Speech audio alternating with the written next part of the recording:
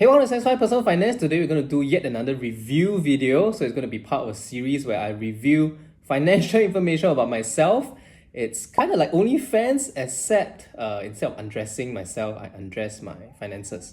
Today I'm going to talk about how much money I brought in as a tutor in a tuition business. And for those who are not familiar with what I do, I actually started a tuition business with my friend a few years ago, I think 2015. Now it's already 7 years on. So I'm going to talk about the past 3 years of finances and review how much money I brought into the business in the past 3 years. So if you don't know by now, tuition is actually $1 billion business in Singapore, and there are star tutors that earn upwards of $1 million per year. So how much did I actually earn from this? Nowhere near, right? Okay, watch the rest of this video and leave me a like to encourage me to make more review videos, and let me know in the comments what else you want me to review. Unfortunately, I have data from 2018 onwards, and anything older than that is too tedious for me to dig out. So I'm just going to talk about these few years first.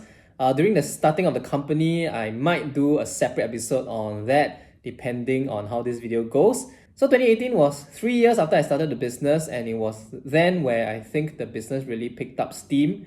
And then we have been doing okay since then, knock on wood. Now, for business and competitive reasons, I cannot review everything. I can only review my revenue number. So there are a lot of costs involved, like rental costs, staff costs, advertising costs, and a lot of other costs that I cannot review. What I can review is the amount of revenue I bring in. So the figure, of course, it may seem nice to some people, but you need to take into account that there are a lot of costs taken out from that amount, and I actually take home less.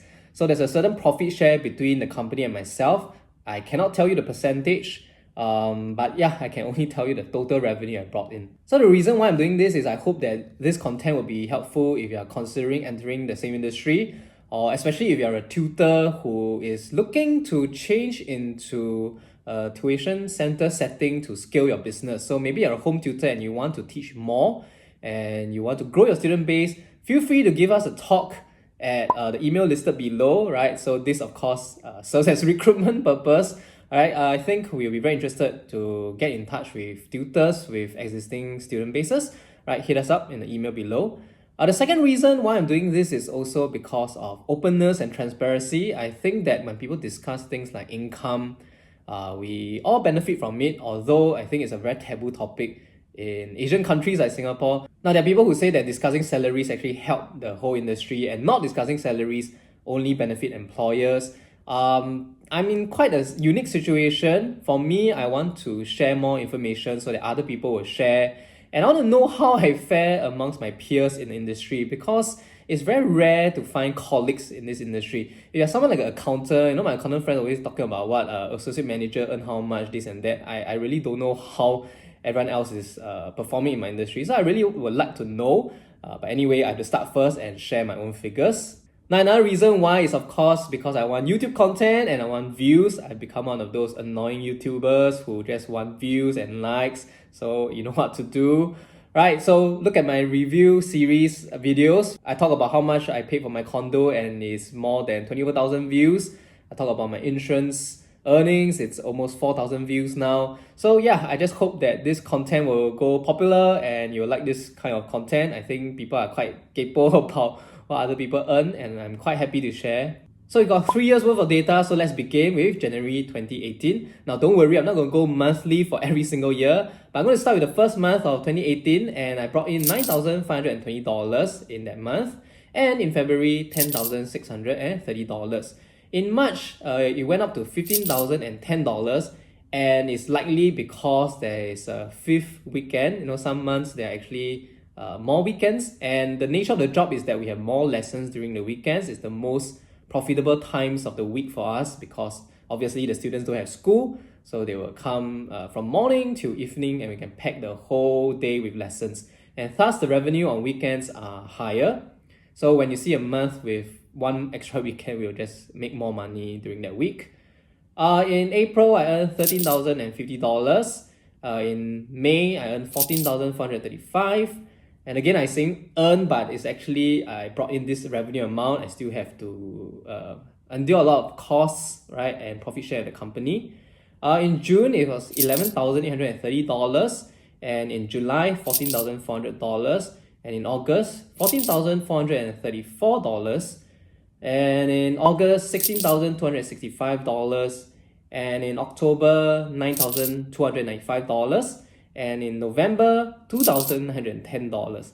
Now, November is where the students go on holiday and their exams are over, so you can see a massive drop in earnings for November, and finally December as well. Some lessons will resume, but only $4,460 then. So that's a total of $136,000 and $150.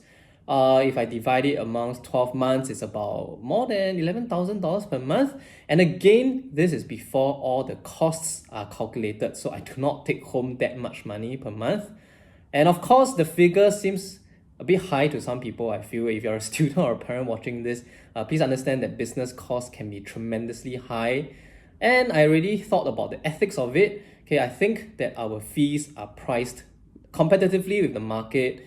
And when I compare it to something like insurance, I feel that I'm ethically at peace with being in this industry. I help the students, the fees are transparent, and if the students feel that their grades are not improving, they can always switch to another tutor.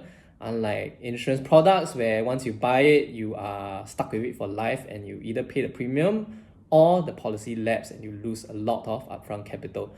So yeah, when I earn a bit more money, I feel like, hey, is there an ethical conundrum in here? And I thought about it for quite some time. I'm happy doing what I'm doing. Also, this was in 2018, so I will be likely working 6 days a week at least, if not 7 days. So it's not that lucrative as it seems. Of course, I think to some people it's not even lucrative at all. They probably earn a lot more than this amount. But I like what I do, and I think that was a year where I really felt like my income was a lot more sustainable than what I've ever done before. So I continued at this job. In 2019, my figure was $140,500. So there was a slight uptick from 2018. And in 2020, I did slightly more than 148,000. So COVID actually did not slow down my growth. In fact, I think we were relatively unscathed from the whole pandemic because we could pivot to online lessons, and there was really quite little interference in our business, thankfully, compared to a lot of other industries which grinded to a halt. So my growth rate was not fantastic to begin with, but this year I actually grew a little bit more than from 2018 to 2019. So in 2021, my figure was slightly less than 84,000. So why this massive drop in revenue? I think there were a few factors that contributed to this drop, almost half of my previous year. And number one reason would be I actually increased the number of off days I had. So previously I was working 6 if not 7 days, and this time I reduced it to 5. In fact, 4.5 if I'm being honest with myself. I think I was feeling quite burnt out and exhausted from the whole grind of teaching lessons. So I opted to reduce my lessons. The second thing is also, of course, I have my second venture now. The blog takes time to upkeep. The YouTube channel takes time to upkeep. So I actually reduce my lesson time to do other things like that. So I really have no idea how I stand amongst my peers. In 2018, I was 30, then of course 31, 32, 33, and now I'm 34. No idea how much someone my age should be earning within my industry, amongst my peers. Let me know what you think. How much are you earning? Do you dare to review this figure? Of course, I am sure people with higher income will start showing off in the comments. Well, I welcome you to do so. Even if you earn less, I think we are all on our own path. So feel free to share, because for me, I really worked 6-7 days to earn that kind of figures.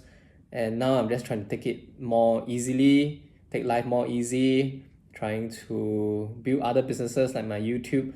So yeah, sound off in the comments what you think and how much you earn. So if you'd like me to review more things about my finances, drop me a like button. Even better if you can leave a comment and then subscribe to my Telegram channel, right? And if the response is good, I'll review even more things. Right, so I'll see you next video.